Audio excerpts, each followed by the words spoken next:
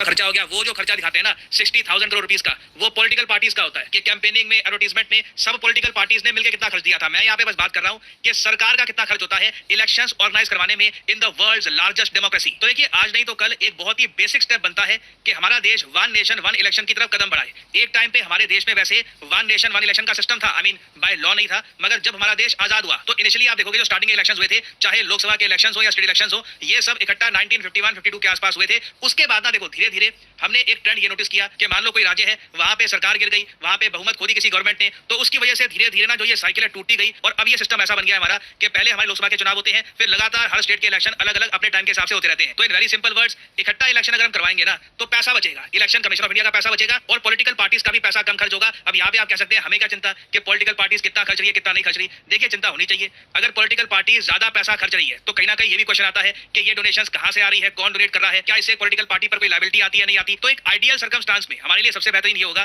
कि election commission of India का भी खर्चा कम हो और पॉलिटिकल पार्टीज को भी कॉन्स्टेंटली इलेक्शन में इतना सारा पैसा ना खर्चना पड़े। अब यहाँ पे आप एक क्वेश्चन पूछ सकते हैं कि दुनिया में डेमोक्रेसी तो कई देशों में है, यूएसए में है, कनाडा में है, यूरोप के कई देशों में है, वहां पर वन नेशन वन इलेक्शन का सिस्टम क्यों नहीं है। देखो, वन नेशन वन इलेक्शन हम इंडिया में कहते हैं इसको, वैसे यूरोप में बाकी जगह यहाँ पर ये लोग यूज करते हैं ये टर्मिनोलॉजी साइमल्टेनियस इलेक्शन। साइमल्टेनियस मतलब होता है कि एक साथ कोई चीज करना। अगर आप साइमल्टेनियसली खाना खा रहे हैं, पढ़ाई कर रहे हैं, तो आप दोनों काम इकट्ठा कर रहे हैं। तो कई देश है दुनिया में, यूरोप के ही आप देखो दो देश आपको मिलेंगे इंपॉर्टेंट कंट्रीज, एक स्वीडन एक बेल्जियम। यहाँ पे साइमल्टेनियस इलेक्शन का सिस्टम आपको मिल जाएगा। इकट्ठा इनके लोअर हाउस के इलेक्शंस और जो इनकी वेरियस जो राज्य हैं उनके इलेक्शंस ये इकट्ठा करवा देते हैं। और साउथ अफ्रीका में भी आपको सेम केस मिलेगा और ये ट्रेंड मैं देख पा रहा हूँ फैल रहा है। इंडिया के केस में वैसे मैं आपको बता दूं, ये साफ साफ दिखता है कि इंस्पिरेशन के यहाँ पे जो आइडिया आया है वन कंट्री वन इलेक्शन का, ये स्वीडन से आया है। स्वीडन में देखिए इन लोगों ने बहुत सा पैसा बचाया है, कंट्री की प्लानिंग में हेल्प मिली है, क्योंकि एक बार डिसाइड हो गया, ठीक है चलो 5 साल में ना हम मान के चलते हैं कि जी 2-3 महीने चुनाव होंगे, उसमें डिसाइड हो गया कि स्टेट में कौन सी सरकार होगी, सेंटर में किसकी सरकार होगी, पीएम कौन सा होगा। उसके बाद ना आने वाले 5 साल में बस जो प्लान्स आपने बना लिए उनको एग्जीक्यूट करने में टाइम लगता है। नहीं तो कॉन्स्टेंटली आप इंडिया का केस देख लो, बहुत निराला है। हमारे यहाँ पॉलिटिशियंस कॉन्स्टेंटली ना इलेक्शंस पे फोकस करते रहते हैं। मैं सही में सोचता हूँ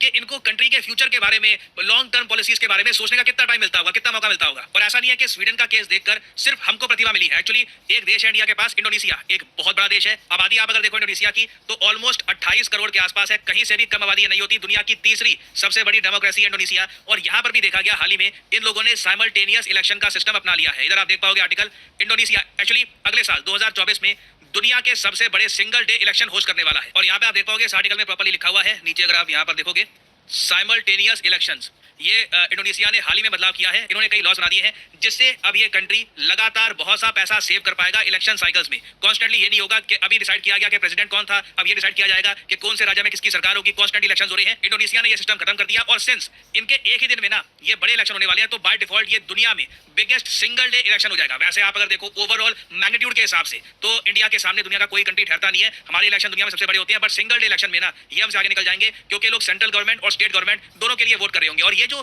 कॉन्सेप्ट है, अगेन ये कॉन्सेप्ट फैल रहा है कॉमन सेंस की वजह से कि आपको अगर प्रॉपर प्लानिंग करनी है तो इवेंचुअली ना आपको एक सोचना होगा, ओके इलेक्शन हो गए, अब उसके बाद गवर्नेंस होगी। कॉन्स्टेंटली अगर इलेक्शन हो रहे हैं तो आपको गवर्नेंस करने में भी थोड़ी बहुत प्रॉब्लम आ सकती है। तो इंडोनेशिया के अलावा बात चल रही है, हो सकता है कि इन द फ्यूचर फिलीपींस और कई और कंट्रीज ऐसा एक मॉडल अपना ले। और वैसे आप लोग जान के हैरान होंगे, एक तो मैंने आपको बता दिया साइमल्टेनियस वोट, एक और कॉन्सेप्ट होता है ये अफ्रीका में चलता है, डबल साइमल्टेनियस वोट। ये बड़ा खतरनाक है, ये मुझे कॉन्सेप्ट कभी समझ नहीं आया ये लोग कर क्या रहे हैं। इसमें क्या होता है कि आप एक सिंगल वोट डालते हो, ठीक है, आपका सिंगल वोट ना, एक ही वोट वो डिसाइड करेगा कि केंद्र में किसकी सरकार बनेगी, स्टेट में किसकी सरकार बनेगी। जबकि इंडोनेशिया में, स्वीडन में, जो मैंने आपको बाकी एग्जांपल दिए हैं, वहां पे वोटर के पास ऑप्शन होती है कि केंद्र में किसको वो वोट करेगा और स्टेट में किसको वो वोट करेगा। तो मेरे हिसाब से स्वीडन, इंडोनेशिया और जो बाकी कंट्रीज का जो मॉडल है ये ज्यादा बेहतर है। और अब इंडिया में ये मॉडल हमें लागू करना चाहिए या नहीं करना चाहिए, इस पर एक बहुत ही बड़ा क्वेश्चन मार्क है। तो देखिए यहाँ पे मैं आपसे पूछना चाहूंगा आपका ओपिनियन।